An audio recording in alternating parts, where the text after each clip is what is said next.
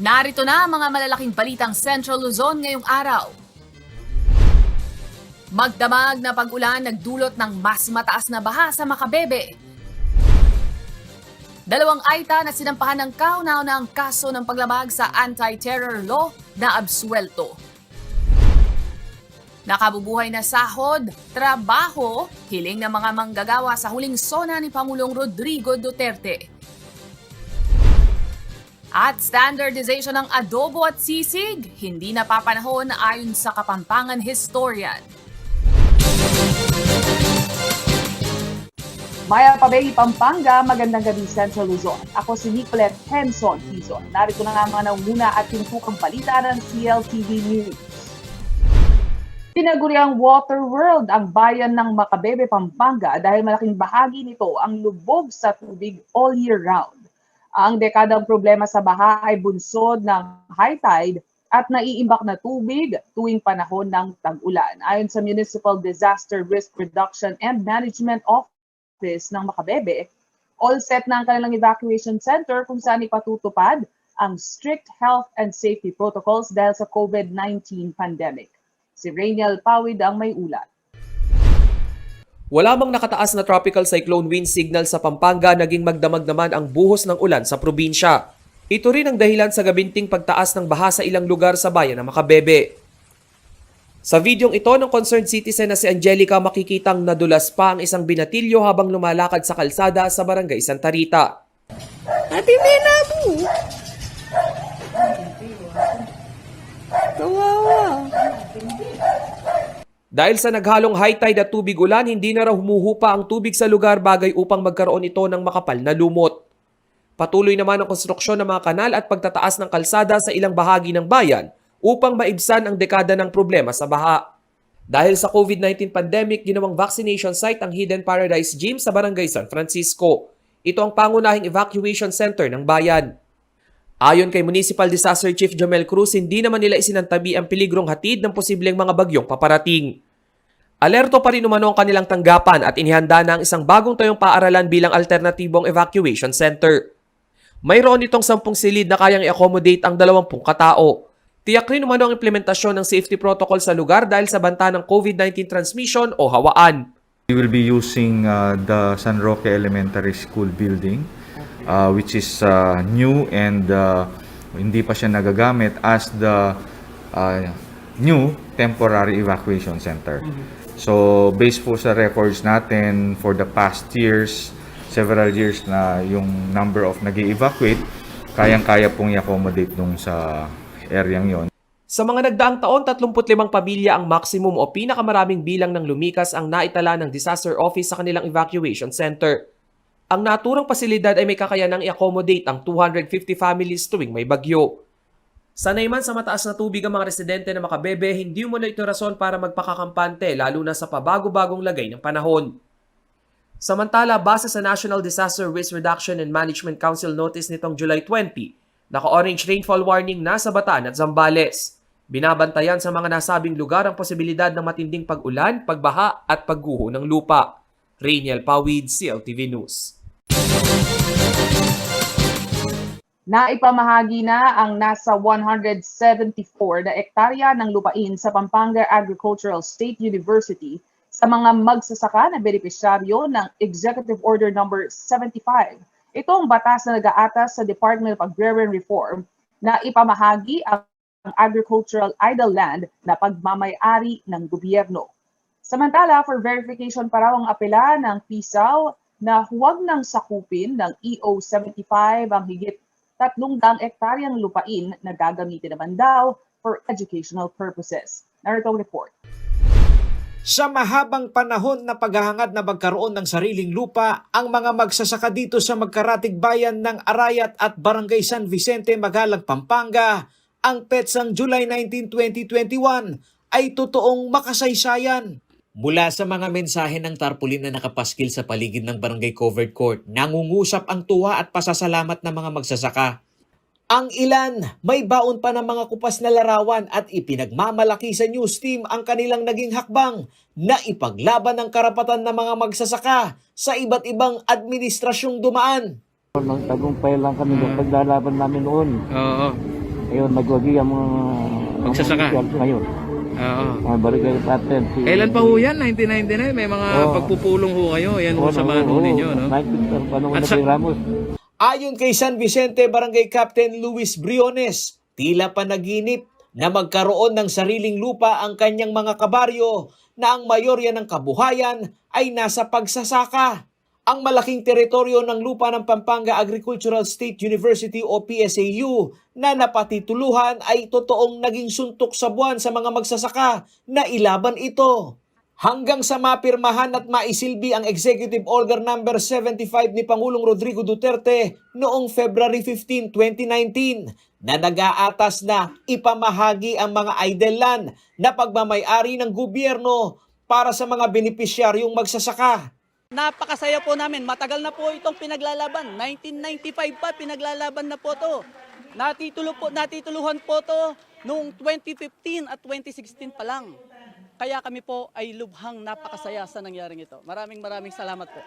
281 na benepisyaryo ng EO75 mula sa mga magsasaka at mga estudyanteng nagtapos sa agrikultura ang naghati-hati sa 171 ektaryang lupain na bahagi ng Pampanga State Agricultural University o PSAU. Mismong si Agrarian Reform Secretary ang nanguna sa distribusyon ng lupa sa mga magsasaka. Alam niyo po ba na sa ating Comprehensive Agrarian Reform Program under Republic Act 6657, ang mga magsasaka na nabibigyan ng lupa ay nagbabayad sila ng amortisasyon doon po sa land bank. Pero kayo po, ang inyo pong lupa na matatanggap ay dahilan po sa Executive Order Number 75 na kung saan ang lupa ay mapapasa inyo ng libre at walang bayad. Nagpaalala naman si DAR Region 3 Director Attorney Maria Celestina Tam sa mga magsasaka na huwag ibenta ang tinanggap na lupa.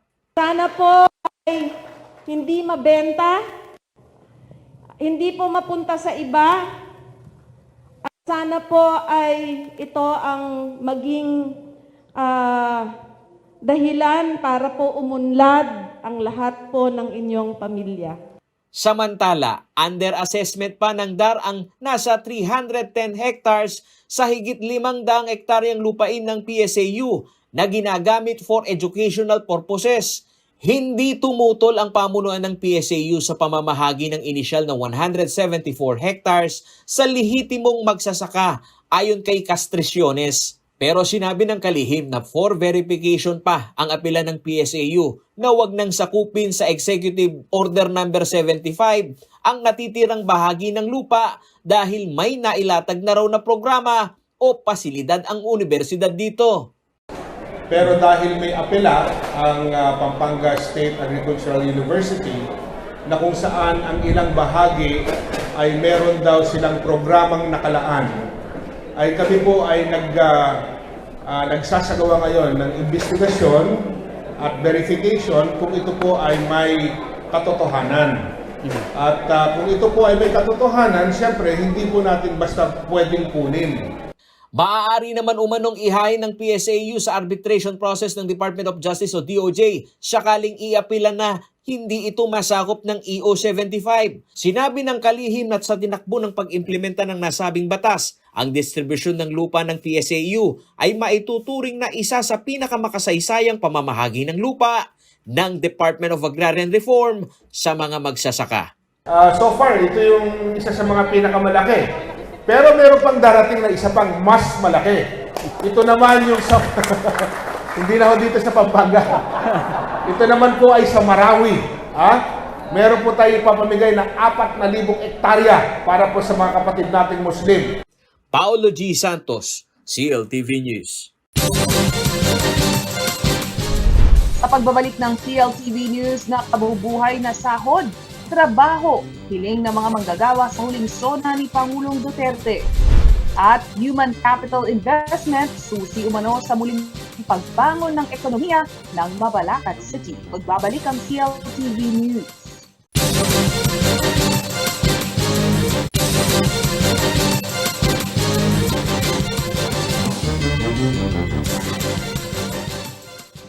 Nagbabalik ang CLTV News at sa iba pang mga nangunang balita. Bagamat unti-unti na nagbubukas ang ekonomiya ng bansa matapos ang total lockdown noong nakaraang taon dahil sa COVID-19 pandemic, marami pa rin sa ating mga kababayan ang walang trabaho o hindi sapat ang kinikita.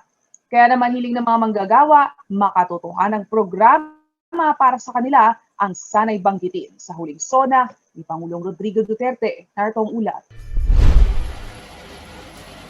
Paspasan ng trabaho sa hollow blocks manufacturing na ito sa Porac, Pampanga. Walang sinasayang na bawat sandali si Salvador Maaghop dahil ang kita ay nakadepende sa bilis ng kanyang pagkilos. Yung kinikita ko sa hollow blockan or kita sa hollow blockan, per sacks yun kada gawa. Kaso lang yung per sacks niya, 90 pesos per sacks. Hindi lang liksi at lakas ng katawan ang puhunan dito, kundi ang paghahabol sa oras para makakota. Pakyawan ng trabaho sa maliit na kita na paghahatian pa ng 3 katao. Ano kami nun? 3. Kasi hindi mo, pwede kang magsulo, kaso lang patay yung katawan mo, hindi ka na makapasok kinabukasan. Halos ihi na lang umano ang pahinga kung sa isang araw ay matapos nila ang 15 pirasong sako na kapag pinaghati-hati ang kita, may mauuwing 400 pesos si Salvador. Minsan, pinakamarami na yung 15, 3 kami. 15. So, pag 3 kayo, kung magkano man yung paghahatian, O, paghahatian namin yun. walang benepisyo doon. Walang benepisyo yun. Kaya, pero kahit paano nga, basta may pangtaguyod lang sa pamilya. Hindi ito ang dating kabuhayan ni Salvador, ngunit dala ng pandemya, ang nooy malakas na biyahe nito bilang contract service sa isang online shopping portal, tumumal. At hindi rin umano niya mabatid na kahit na may existing contract ito, palaisipan sa kanya kung bakit hindi na ito tinawagan sa trabaho. Nilipat kami sa ibang department. Kasi ang kasamahan namin na nilipat nila doon, may termination pinadala yun eh. Pero kaming dalawa na kasamahan ko, yun ang problemang tanong namin. Hindi kami kasama sa termination, pero pinasama kami doon sa ibang department ang lilipatan. Pobre ang tingin sa sarili ni Salvador at sa uri ng kanyang kabuhayan, ang maghabol at magkwestiyon sa legalidad ng kanyang kontrata ay malabo nang mapansin pa. At ang hinaing niya sa gobyernong may pangako na iangat ang kabuhayan ng mga obrero, sana raw ay maging totohanan. Lalo na sa nalalapit na huling State of the Nation address ng Pangulong Rodrigo Duterte. Oo, lalo na kaming nawawalan ng trabaho. Walang mag-ano sa amin. Wala man lang nakita yung gobyerno sa mga maliliit na kagaya namin na mga trabador lang. Nabibilang si Salvador sa 12.3% na underemployment sa bansa o katumbas ng 5.49 na milyong Pilipino na kulang ang sinasahod. Sila yung mga naghahanap ng mas mahabang oras sa pagtatrabaho dahilan sa pangangailangan ayon sa Philippine Statistics Authority o PSA. Ang construction industry kung saan bumagsak si Salvador ay sumasalamin din sa datos ng PSA na ang sektor na ito ay bahagya lamang na naapektuhan ng pandemic crisis.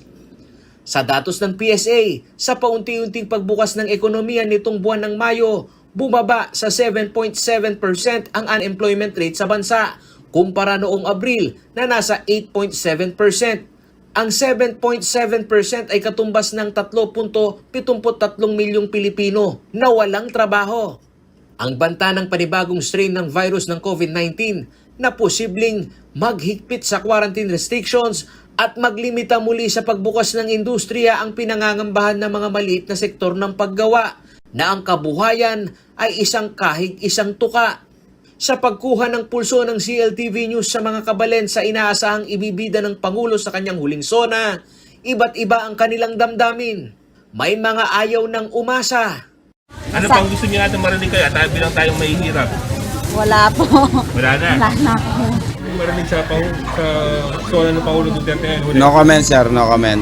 Sir, anong inaasahan mo sa SONA ni Duterte ngayon? Wala sir, wala namang natutupad sa mga sinasabi niya. At may mga kabalen na handa pa ring makinig sa huling hirit ng Pangulo. marami pa siyang magagawa, kuya. Kasi maayos siyang mamalakad. Yung sa ekonomiya natin, pag sa pandemic, medyo tayo, hirap tayong bumangon. Kung kagaya ng dati na marami siyang nasolusyonan na problema sa Pilipinas, sa palagay ko, mas marami pa siyang masusolusyonan. Paulo G. Santos, CLTV News. Bahagi ng rekisito sa mag-aakyat bilang syudad ang isang first-class municipality ay ang laki ng populasyon, local revenue at lawak ng nasasakupang teritoryo. Sa ikasyam na cityhood anniversary ng Mabalacat, tinutulak ng pamahalang panglungsod ang pagpapalakas sa human resource investment na isang susi umano sa muling pagpapasigla ng lokal na ekonomiya ngayong pandemya. May exclusive report si Paulo G. Santos. Sa laki ng bilang ng isang malusog na populasyon, nakadepende ang lakas ng paggawa at kita ng lokal na pamahalaan ng isang syudad. Ganito ipinaliwanag ni Mayor Crisostomo Garbo ang pagbibigay importansya sa 9th Cityhood Anniversary ng Mabalacat ngayong July 21, 2021.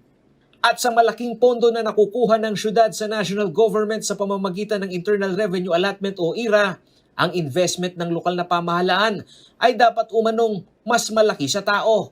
Tumas nga ang ating IRA, but what is important is also you have to give what is due to the people of Mabalacat. Hindi lamang nananatiling syudad ka, pero naging syudad ka nga, wala namang nararamdaman ang mga tao. Sa datos ng lokal na pamahalaan, 30% ng local revenue collection ng syudad ang apektado ng pandemya.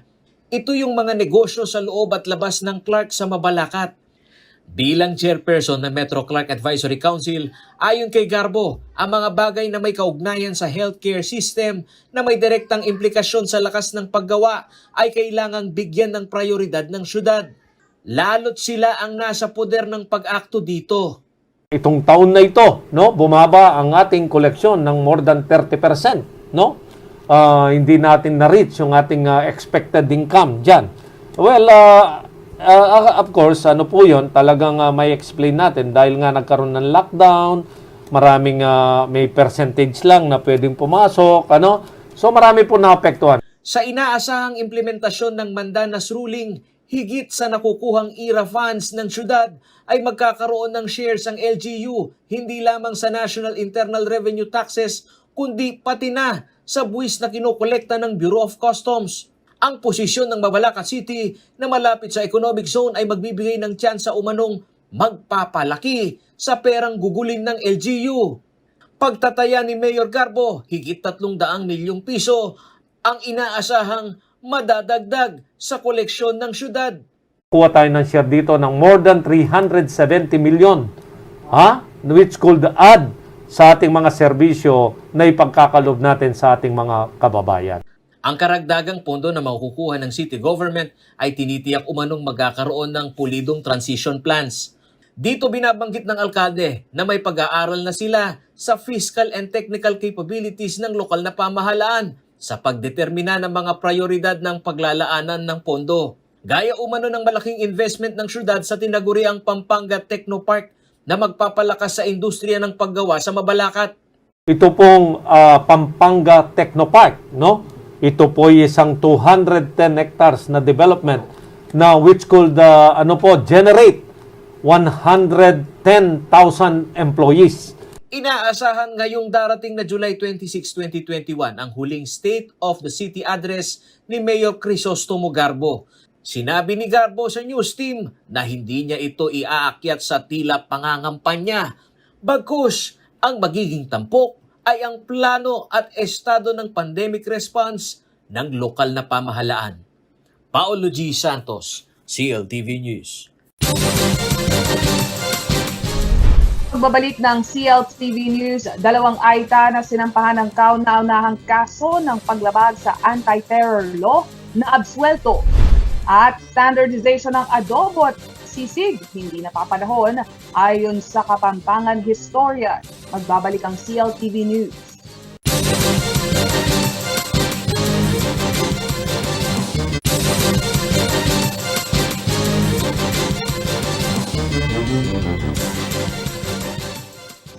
Nagbabalik ang CLTV News at sa iba pang mga nangunang balita. Matapos ang halos isang taong pagkakakulong, laya na ang 2 katutubong Aita na unang nakasuhan ng paglabag sa kontrobersyal na anti-terror law. Ayon kasi sa korte, walang sapat na ebidensya mga saksi na ang 2 Aita ay miyembro ng New People's Army na siyang bumaril at nakapas lang sa isang militar noong nakarang taon. Si Rainiel Pawid ang may detalye. Ibinasura ng Olongapo Regional Trial Court ang kauna-unahang kaso ng anti-terror law laban sa 2 Aitang magsasaka na sina Jasper Gurung at Junior Ramos. Base sa desisyong inilabas ni Olongapo RTC Branch 97 Judge Melanie Tadili, dahil sa kawalan ng sapat na ebidensya may tuturing itong kaso ng mistaken identity. Dahil dyan laya na sina Gurung at Ramos, nanatili ang 2 sa Olongapo City Jail simula ng Agosto noong nakaraang taon. Inaresto ang 2 katutubo sa kanilang mismong lugar sa San Marcelino, Zambales matapos ang engkwentro ng militar at mga rebeldeng New People's Army. Dito inakusahan ng 2 bilang miyembro ng NPA na bumaril at pumaslang sa isang sundalo. Ayon pa sa desisyon ng korte, may mga hindi naaayon o inconsistency sa pahayag ng mga saksing militar. Batay sa judicial affidavit ng witness, nakita umano niya ang 2 katutubo na nasa lugar ng bakbakan. Subalit taliwas ito sa kanyang hinayag sa kanilang sworn statements. Lumabas naman sa counter affidavit ni Gurung at Ramos na pinatuloy at pinakain pa nila ang mga militar sa kanilang tahanan bago sila arestuhin ng mga ito dahil umano sa pagiging miyembro ng NPA. Samantala, sa opisyal na pahayag ni Public Attorney's Office Chief Persida Acosta, nananawagan siya sa hanay ng militar na irespeto ang naging desisyon ng korte. Malinaw umanong hindi direktang matukoy ng mga sundalo na ang 2 katutubo ang bumaril sa kanilang kabaro. Nagpaabot din ng tulong pinansyal ang PAO kina Gurung at Ramos. Isa sa mga naging kontrobersyal na usapin kaugnay ng anti-terror law ay ang pagtatanggal sa probisyon na nag-aatas sa militar na magbayad ng 500,000 pesos kada araw ng pagkakabilanggo sa taong ikinulong dahil sa mistaken identity. Rainiel Pawid, CLTV News. Itinuturing na balakid ng Kapampangan historian sa cultural expression ng mga Pilipino ang mungkahi ng Department of Trade and Industry na i-standardize ang adobo, sisig at iba pang putaheng Pinoy. Depensa naman ng DTI, ito'y pamamaraan lamang upang magkaroon ng basic traditional recipe ang Pilipinas sa international food arena. Si Rainiel Pawid ang may report. Pag sinabing Pampanga, unang pumapasok sa isip ng marami sa atin ang masasarap na pagkain, kung kaya't binansagan itong culinary capital ng bansa. Kaya naman ang pumutok ang suwestyon ng Department of Trade and Industry na standardize o magkaroon ng baseline sa mga pangunahing sangkap ng adobo, sisig at iba pang pagkain Pinoy, tila hindi ito kinagat ng marami sa mga Kapampangan. Ayon sa Kapampangan historian na si Roby Tantingco, Director ng Center for Kapampangan Studies sa Holy Angel University, sa usapin ng promosyon ng cultural expression pagdating sa pagkain, hindi dapat nalilimitahan ang bawat magluluto. You should let the people want to do. Yun ang basic. Kailangan pabayaan silang mag-express. Kasi kapag umpisa pa lang, inaano mo na sila, ang dami mo ng batas na sinasabi sa kanila, ang dami ng do's and don'ts, ang dami ng bawal. Then, hindi magiging free at saka creative. Dagdag pa niya, tila hindi akma na ngayong may kinahaharap na krisis ang bansa uusisain ang pagluluto ng pagkain Pinoy. Hindi pa panahon para mag-standardize o magbigay ng mga guidelines. Basta pabayaan na lang. Ang mga turista o kung sino man ang gustong bumili ng pagkain, pupunta na, ipe-patronize naman nila yung pinakamagaling, pinakamasarap, di ba? Nilinaw rin ni Tantingco na ang nakagawi ang konsepto ng karamihan na magkaroon ng isang mukha ang pagiging Pilipino ay hindi raw tamang pagyakap sa napakarami at napakayamang kultura sa bansa. Lahat ng adobo, kahit ano pang version yan, authentic yan. Ang ayoko lang yung may tendency kasi ang ibang tao na i-Philippinize o nationalize lahat. Kailangan iisa lang ang national language natin. Kailangan iisa lang ang national culture natin o national history. Lagi na lang iisa lang. Hindi pwede yun. Samantala, ayon sa DTI, ang pag-standardize ng adobo, sisig, sinigang at iba pang putaheng Pinoy ay pamamaraan upang magkaroon ng basic traditional recipe ang Pilipinas sa international food market. Rinel Pawid, CLTV News. At yan ang mga balitang nakalap ng CLTV News. Para sa karagdagan pang detalye, maaari niyong i-follow ang social media pages at CLTV36 Official, at CLTV36 News, at CLTV36. Kung nais lang balikan ang mga programa ng CLTV, maaari niyong bisitahin ang aming YouTube channel at CLTV36 Official, ang aming website www.cltv36.tv. Kasama ang buong pwersa ng CLTV News and Current Affairs. Ako si Nicolette Henson Hizon. Maraming salamat at magandang gabi.